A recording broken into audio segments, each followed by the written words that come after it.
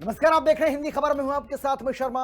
Indigo की रद्द flights की वजह से आज दुनिया हिल चुकी है और बड़ी बात यह है कि अभी ये परेशानी हल होती हुई हाल फिलहाल में दिखाई नहीं दे रही है। जैसा कि जानकारी आ रही है कि चीजें अभी और ज्यादा लंबा चलने वाली हैं, यानी कि उड़ानें अभी रद्द रहेंगी और अभी भी लोगों को राहत नहीं मिलने वाली है।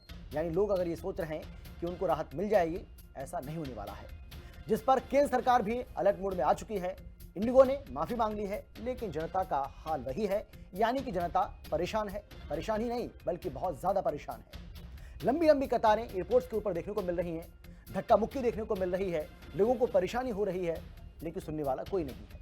एयरपोर्ट के धक्के लोग खा रहे हैं और किसी के पास खाने तक को मतलब अपना वो खाना कैसे खाएं, किसी के पास खाने को भी नहीं है। फूड पैकेट्स की भी समस्या एयरपोर्ट्स पर इस वक्त देखने को मिल रही है। कई सारे एयरपोर्ट्स ऐसे हैं जहां ये समस्या बन रही है। किसी का इंटरव्यू मिस हो रहा है, चारों ओर त्राहिमाम मचा हुआ है। यात्री सिर्फ फ्लाइट के लिए ही नहीं परेशान है, बल्कि उन पर डबल मार है, क्योंकि फ्लाइट की जो टिकट है वो भी आसमान छू रही है। दिल्ली से लेकर मुंबई तक की फ्लाइट का किराया बढ़ चुका है और ये किराया 70,000 रुपये तक जा पहुंचा है। और अब लोग क्रिसमस पर अपने घर जाना चाहते हैं, विंटर वैकेशन मनाना चाहते हैं, तो आखिर कैसे उड़ान भरें, बड़ा सवाल यही है। इसी को लेकर हम चर्चा भी करने वाले हैं और सारी जो खामियां हैं उसको लेकर भी तमाम जो बातें निकलकर सामने आ रही हैं, इसे लेकर भी हम विस्तृत चर्चा करेंगे। जो खास मेहमान हैं उनसे भी आपको हम परिचय कराएंगे, लेकिन बड़ा सवाल यही है कि आखिर ये हालात पैदा क्यों हुए, वजह क्या रही इसकी। क्या इंडिगो की ये बड़ी लापरवाही जो है वो यात्रियों को उसकी वजह से परेशानी का सामना करना पड़ रहा है?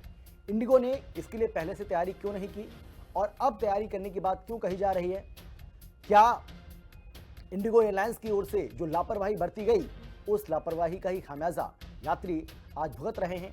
क्योंकि आप कोई भी एयरपोर्ट देख लीजिए, देश के तमाम एयरपोर्ट्स पर बहुत बुरा हाल है, हाहाकार वहां पर मचा हुआ है। यात्री बहुत परेशान हैं, उनको समझ नहीं आ रहा है कि वो करें तो करें क्या। उन्हें इंडिगो प्रबंधन की ओर से, इंडिगो मैनेजमेंट की ओर से भी किसी तरह की कोई जानकारी नहीं दी जा रही है। उनको उस बारे में कुछ बताया नहीं जा रहा है कि ये जो हालात हैं ये कब तक सामान्य हो जाएंगे, कब तक ये परेशानी दूर हो जाएगी। यानी कि बहुत सारी ऐसी चीज़ें हैं जिसको लेकर अब गंभीर सवाल खड़े हो रहे हैं। हालांकि सरकार ये कह रही है कि भाई इस पूरे मसले को लेकर हमारी नज़र बनी हुई है, हम इसको अच्छे से मॉनिटर कर रहे हैं और डीजीसीए की ओर से इंडिगो को फटकार लगाई गई है। लेकिन फटकार से क्या काम चल जाएगा? क्या फटकार लगाने भर से लोगों की समस्या का समाधान हो जाएगा? ये वो सवाल हैं जिनका जवाब देश की जनता जानना चाहती है और इसी को लेकर हम बातचीत करेंगे। दो मेहमान हमारे साथ जुड़ चुके हैं। हमारे साथ जो जानकारी मुझे मिल रही है उसमें प्रोफेसर डॉक्टर यामिनी अग्रवाल जो कि अर्थशास्त्री हैं, बहुत स्वागत है मैम आपका। और इसके अलावा हमारे साथ लेफ्टिनेंट कर्नल सुनील पंडित जी, रिटायर्ड एविएशन एक्सपर्ट हैं, वो भी हमारे साथ जुड़ गए हैं। आपसे कुछ ही देर के बाद मुझे जानकारी मिल रही है कि जुड़ेंगे, लेकिन विपिन शर्मा जो कि वरिष्ठ पत्रकार हैं वो हमारे साथ जुड़ चुके हैं। विपिन जी, आपका भी स्वागत है। मैं सबसे पहले विपिन जी आप ही के पास आ जाता हूं। एक वरिष्ठ पत्रकार होने के नाते ये जो संकट हम देखने को मिल रहे हैं इंडिगो एयरलाइंस की तरफ से, जो बनाया गया, जो पैदा किया गया है, और ऐसा लग रहा है कि जानबूझकर किया गया है, क्योंकि भाई ऐसा तो है नहीं ना कि आपके पास समय नहीं था। भाई कम समय आपको दिया गया, समय आपको पूरा दिया गया, आपके पास आपको जानकारी भी थी कि ये सब करना पड़ेगा आपको, उसके बावजूद आपने किया नहीं। इस हालात के लिए आप किसको जिम्मेदार मानते हैं और ऐसे हालात अगर पैदा हुए हैं तो क्यों हुए? क्योंकि भाई इंडिगो की तरफ से तो कहा जा रहा है कि सरकार की तरफ से जो नियम बनाए गए हाल ही में, जिसको लेकर ये कहा गया कि भाई जो पायलट हैं, जो क्रू मेंबर्स हैं, उनको थोड़ा सहूलियत दी जाए। उनकी इतनी लंबी लंबी ड्यूटीज आप लगाते हैं, जो ड्यूटीज लग रही हैं उसकी वजह से परेशानी उनको होती है, और जैसे ही इसको लागू किया गया उसकी वजह से हालात पैदा हो गए। ऐसा है क्या?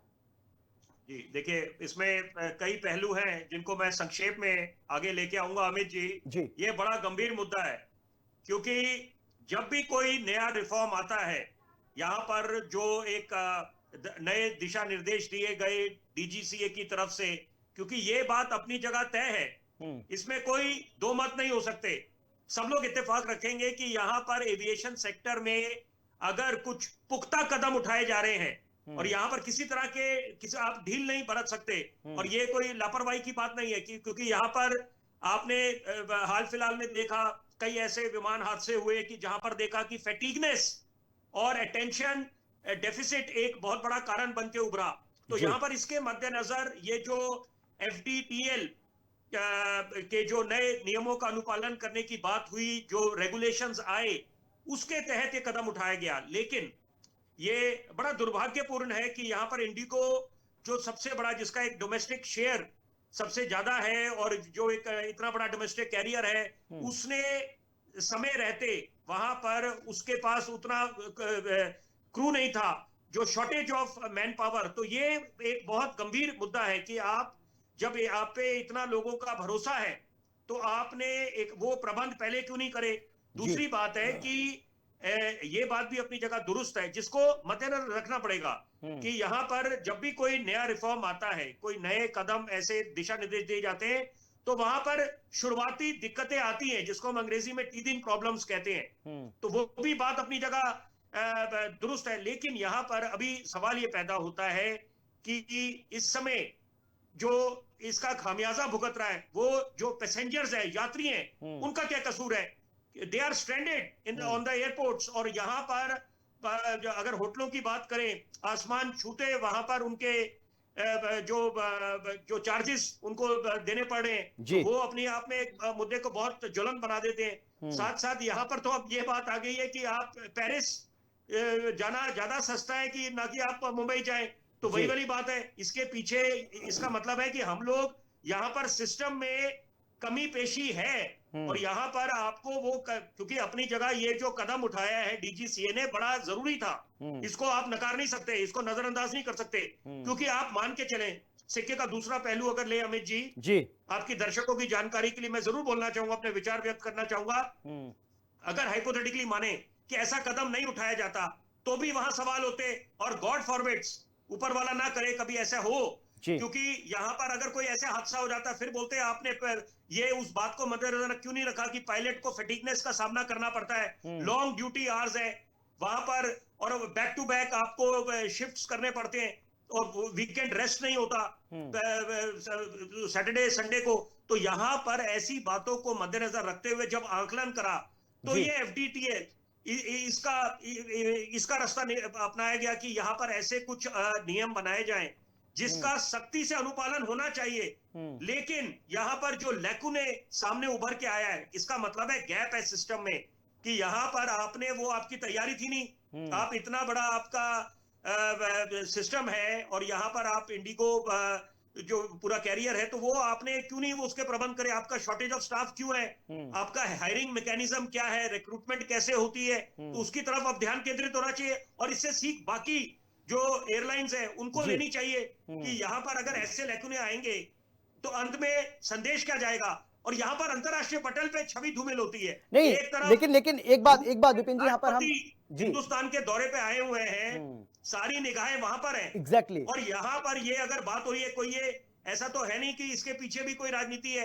ये तो जो एक आम यात्री को जो इस समय दिक्कतों का सामना करना पड़ा है, उसको क्या हम नजरअंदाज कर सकते हैं। वो तो पीड़ा वही जानेंगे या उनके परिजन जानेंगे जो इंतजार कर रहे हैं। बिल्कुल।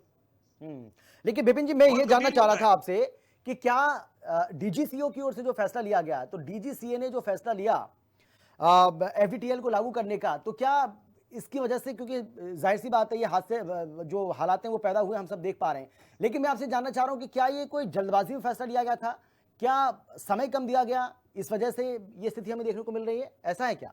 नहीं, आपने बड़ा अहम सवाल पूछा है। देखिए, उसके दो उत्तर हैं। पहली बात तो यहाँ पर जब भी कोई ऐसे नियम आते हैं, दिशा निर्देश आते हैं, तो उसमें दिक्कतों का सामना करना पड़ता है, तो उसको मद्देनजर रखना चाहिए था। लेकिन यहाँ पर जो जानकारी मिली है कि डीजीसीए ने वन टाइम एग्जेम्पशन दिया है उनको कि आप अभी थोड़े टाइम, ताकि आप सिस्टम के साथ एडजस्ट हो जाएं, जो ये नए दिशा निर्देश है, नियमों का अनुपालन करना है आपने एफडीटीएल का, तो उसके तहत आप थोड़ा सा आपको छूट मिल रही है, रियायत मिल रही है। लेकिन उसके बावजूद अगर ये इतने ज्यादा जो विमान है जो, और ये जो सारी कैंसिलेशन हुई है, तो ये बहुत ज्यादा गंभीर मुद्दा है। इसका मतलब है कि हमारे सिस्टम में कोई बहुत बड़ा गैप है, लैकुने है, जिसकी तरफ ध्यान केंद्रित होना चाहिए। कि आप एक नया दिशा निर्देश तो दे देते हैं, नया रिफॉर्म लेके आए हैं, जो बिल्कुल वो सराहनीय कदम है, वो उठाने की आवश्यकता थी, उसको कोई भी ये नहीं बोल सकता कि इसकी जरूरत नहीं थी। ये आपको कदम उठाने चाहिए, क्योंकि अगर पायलट अगर आप एविएशन सेक्टर में सेफ्टी मैकेनिज्म नहीं लेके आएंगे तो आप एक यात्री को कैसे आश्वस्त करेंगे कि वो जो विमान यात्रा पे जाएगा, वो उड़ान भरेगा विमान, तो वो सब बिल्कुल सुरक्षित वापस आएंगे। तो ये सारी बातों को मद्देनजर रखते हुए जब आंकलन करा गया, निष्कर्ष निकाला गया, तो उसके तहत ये कदम उठाया गया। लेकिन साथ साथ आपने ये क्यों नहीं उसका आंकलन करा कि साथ साथ क्या आपके पास उतना क्रू होगा जो मैनेज कर पाएगा? क्योंकि अगर आप उनको थोड़ा गैप दे रहे हैं और ड्यूटी आवर्स में रिलैक्सेशन होगी, बैक टू बैक शिफ्ट नहीं करने पड़े, तो वो क्रू कहां से आएगा? ठीक है सर, मैं आऊंगा आपके पास, मैं लौटूंगा सर आपके पास। और हमारे साथ लेफ्टिनेंट कर्नल सुनील पंडित, रिटायर्ड एविएशन एक्सपर्ट हैं, वो भी जुड़ गए हैं। सर आपका भी स्वागत है, मैं आपके पास भी आता हूं, लेकिन उसके पहले यामिनी अग्रवाल जी, मैं आपके पास आना चाहता हूं। मैं आपसे जानना चाह रहा हूं कि ये जो हालात पैदा हुए हैं, और इंडिगो को पहले से जानकारी थी कि अगर हम इसको लागू नहीं करते हैं तो मैन पावर्स की हमें दिक्कत होगी, मैन पावर हमें इसके लिए चाहिए होगी, कोई इंतजाम उसका नहीं किया गया, और उसके बाद जो हालात हैं वो तो हम देख ही रहे हैं, हाहाकार बचा हुआ है। मैं आपसे जानना चाह रहा हूँ वजह क्या रही, क्या मतलब जो माली हालत है वो उतनी अच्छी नहीं है क्या इंडिगो की, इसी वजह से ऐसे हालात पैदा हुए कि समय पर वो हायरिंग नहीं कर पाए और उसके बाद ये स्थिति पैदा हो गई? जी देखिए, ये कहना कि माली हालत अच्छी नहीं है शायद सही नहीं होगा। आपको देखना होगा कि इंडिगो के पास जो स्टाफ शॉर्टेजेस हैं वो क्यों हैं, और अगर फ्लाइट्स को रीशेड्यूल करना था तो उन्होंने रीशेड्यूल क्यों नहीं किया।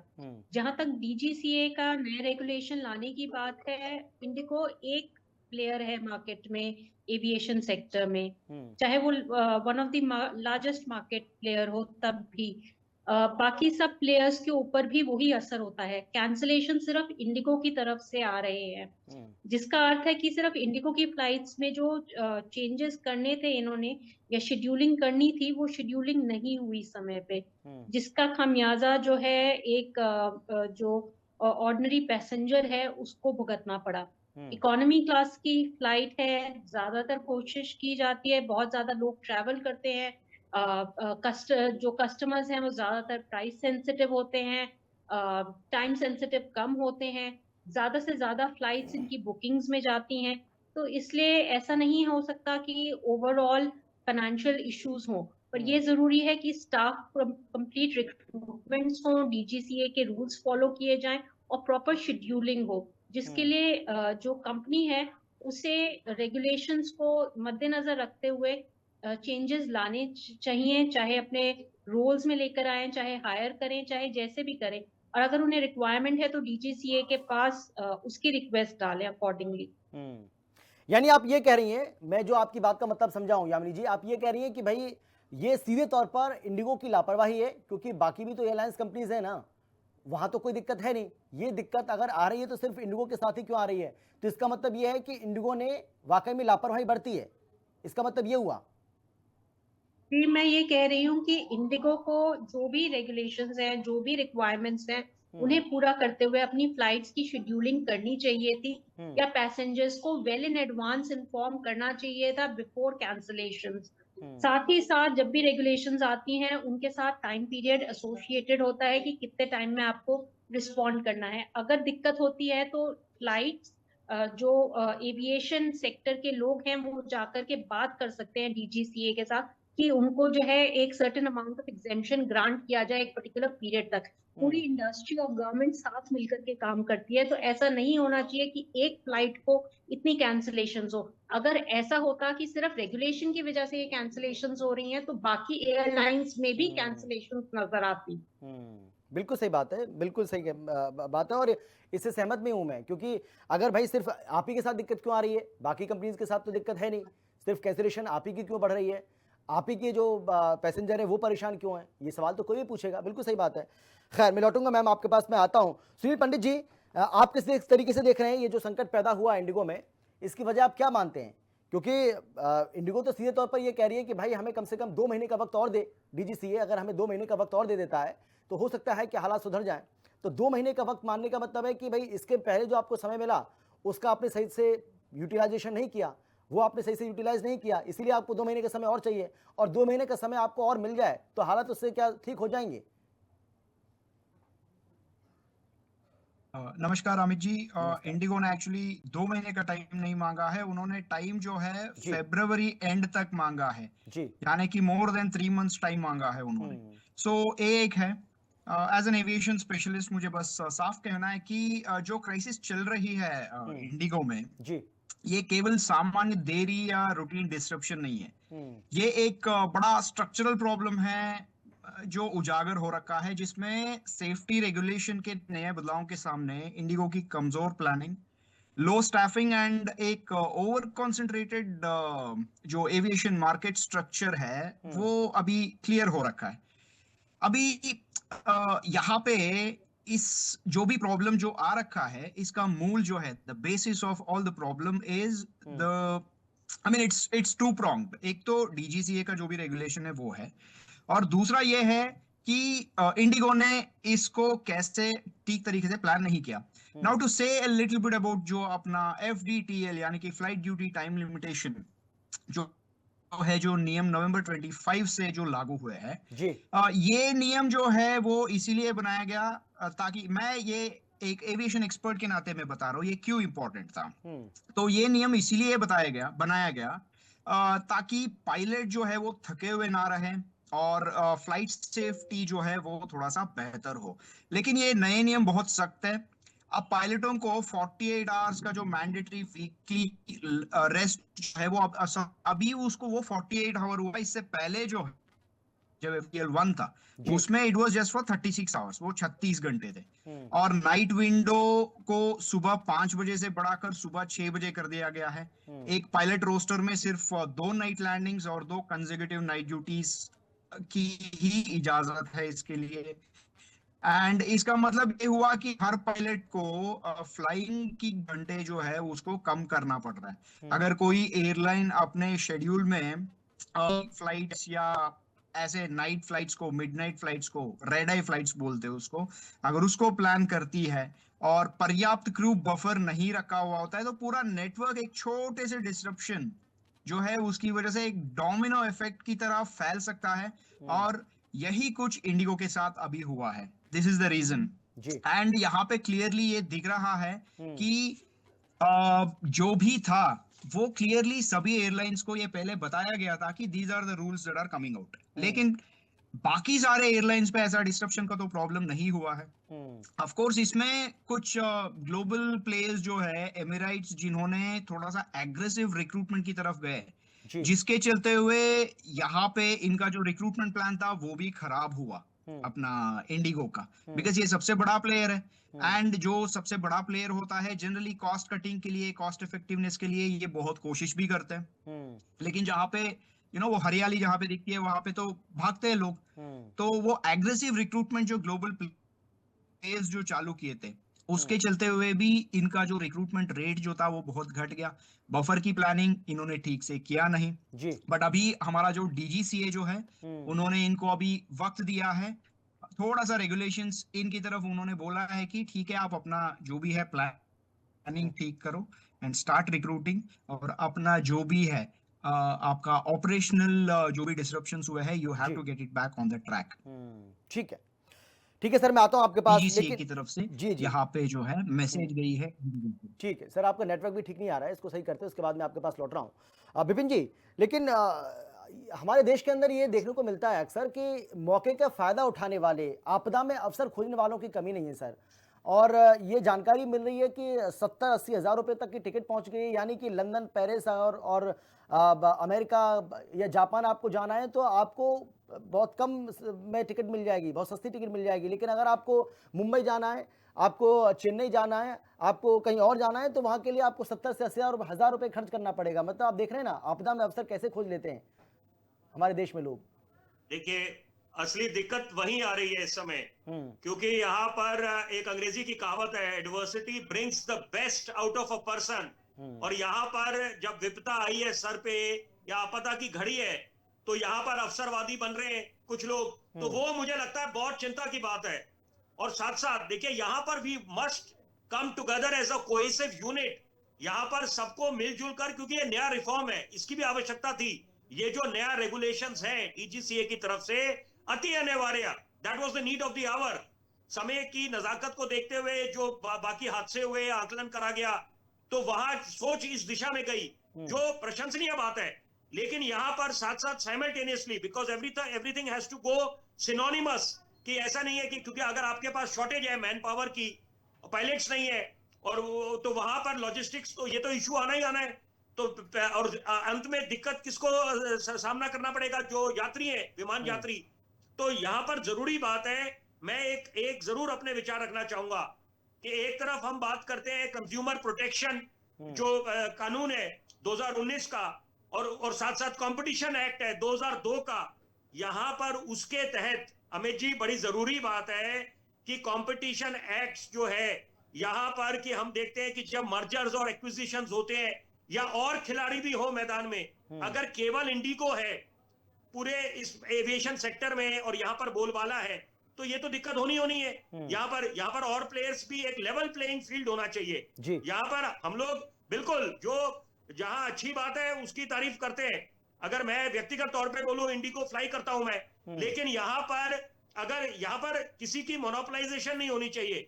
और ये अगर मोनोपोलाइजेशन वाली बात नहीं होती, इसमें एविएशन एक्सपर्ट जो बैठे हैं वो जरूर इसमें अपने विचार रख सकते हैं। उन्होंने बड़ी अच्छी बातें बोली, क्योंकि मेरी चिंता उस दिशा में है कि यहाँ पर लेवल प्लेइंग फील्ड होना चाहिए, और भी आपको प्लेयर्स होने चाहिए एविएशन सेक्टर में, डोमेस्टिक साइड पे, ताकि यहाँ पर यात्रियों के पास ऑप्शन हो। उससे एक तो कॉस्ट एफिशिएंट होता है, तो कोई भी अपनी मनमानी नहीं कर सकता। यहाँ पर जो एयर फेयर्स है, तो साथ में आपको ऑप्शन मिल जाते हैं, विकल्प मिल जाते हैं कि अगर आपके पास सारे प्लेयर्स हैं। तो यहाँ पर जो कंपटीशन कमीशन ऑफ इंडिया है, सीसीआई, सोच उस दिशा में भी जानी चाहिए, क्योंकि अभी नहीं तो कभी नहीं, क्योंकि ये जो क्राइसिस है, it is going to tarnish our image, हमारी देश की इमेज, छवि अगर धूमिल होती है तो चिंता की बात है। हम लोग इस समय चौथी बड़ी आर्थिक महाशक्ति है। यहाँ पर सपना है कि $5 ट्रिलियन इकोनॉमी बने। एविएशन सेक्टर का अपना एक अहम उसकी भूमिका है। तो यहाँ पर अगर ऐसी बातें दोबारा ना हो, लैक्यूनेस ना आए, और ये जो गैप देखने को मिला, और जो पैसेंजर्स अगर they are stranded in the airports, उसके बाद दूसरी दिक्कत, प्रॉब्लम वहां नहीं खत्म होती, प्रॉब्लम उसके बाद शुरू होती है कि यहाँ पर अब वो रीइंबर्समेंट कैसे होगी, और फिर रीबुकिंग कैसे होगी, और जहां पर अगर होटल में ठहर रहे हैं तो वहां पर कैसे उस पे नकेल कसी जाए कि यहाँ पर कि वो लोग जो अब आसमान छूते दाम ले रहे हैं। तो ये मुझे लगता है कि we must work as a cohesive system. सबकी जिम्मेदारी बनती है इस समय कि यहाँ पर, और जरूरी बात है, बस एक संक्षेप में बोलूंगा, कोरोना काल, सदी की जब सबसे बड़ी महामारी आई, स्वास्थ्य संसाधन वहां पर जो थे वो थे अपने, और आबादी 140 करोड़, उसके बावजूद हमारा देश उभरा कोरोना काल की उन परिस्थितियों में जब लॉकडाउन की घोषणा हुई। इसका मतलब है हमारे में वो क्षमता है। तो हम लोग, बिल्कुल सही बात है, हम निपट सकते हैं। सिचुएशन आती है तो उसमें बिल्कुल हमें वो आगे बन के उतरना ठीक चाहिए। है। यामिनी जी जल्दी से एक छोटा सा मेरा सवाल है, और मैं चाहूंगा संक्षिप्त में आप इसका जवाब दें कि अब क्या विकल्प हैं इंडिगो के पास, पहली बात। दूसरा, मैं आपसे जानना चाह रहा हूं कि सरकार इंडिगो की इसमें क्या मदद कर सकती है। ये देखिए, रीशेड्यूलिंग करें और पैसेंजर्स को आश्वासन दे और सही कॉम्पनसेशन दे जो उनकी फ्लाइट्स मिस हुई हैं या जहाँ पे स्टे करना है, और जो है कंटिन्यूअसली मॉनिटर करे सिचुएशन और फ्लाइट्स को इमीडिएटली रीशेड्यूल करे अकॉर्डिंगली। वो इम्पोर्टेंट रहेगा, क्योंकि बिजनेस काफी हद तक इफेक्ट है और रेपुटेशन भी काफी हद तक अफेक्टेड है इंडिगो के लिए इससे। जी बिल्कुल। सुनील जी जल्दी से एक छोटा सा कमेंट आपका भी, 10 से 15 सेकंड का, अगर आप सुन पा रहे हैं तो मुझे। सुनील जी। सुनील पंडित जी, आपको मेरी आवाज आ रही है क्या, सुन पा रहे हैं क्या आप? हाँ, आपकी आवाज आ रही है। मैं बस अभी मेरी आवाज आ रही है आपको? बिल्कुल बिल्कुल सर, जल्दी से एक छोटा सा कमेंट। जी जी बोलिए। This is a question of, ये जो सवाल है ना, ये एक नेशनल एविएशन सेक्टर जो उभर रहा है उसको नीचे अभी लेके आ रहा है, जो भी हो, not the right way of putting things. तो ये सवाल जो है रेगुलेटर पे भी उठता है कि जब आपने रूल लागू किया तो क्या आपने इंडिगो की जो कैपेसिटी थी, क्या will they be able to cope up, ये चेक नहीं किया। और इंडिगो ने भी इसमें ये मेसअप किया कि उन्होंने अपना जो भी पोजीशन था उन्होंने पता नहीं सिविल एविएशन मिनिस्ट्री को। बिल्कुल सर, मेरे पास ये इतना ही दोनों समय तरफ है। से गलती हुई मैं है, माफी के ये साथ नहीं मैं कह आपको रोक सकते रहा हूं कि सभी को। बहुत धन्यवाद मेरे साथ जुड़ने के लिए, चर्चा में शामिल होने के लिए, क्योंकि मुझे बिल्कुल भी इस बात की अनुमति नहीं मिल रही है कि इस चर्चा को और थोड़ा सा आगे बढ़ाया जाए। बहुत धन्यवाद एक बार फिर से आपका। लेकिन अब सरकार को और इंडिगो को, दोनों को ये चाहिए कि लोगों की समस्या का हल कैसे हो। ये हाहाकार जो देखने को मिल रहा है, ये हाहाकार जो मचा हुआ है, इससे लोगों को निजात मिले, लोगों की परेशानी दूर हो। दोनों को मिलकर अब काम करना चाहिए ताकि ये समस्या फिर से पैदा ना हो, आगे ऐसा देखने को ना मिले। देखते रहिए हिंदी खबर। नमस्कार।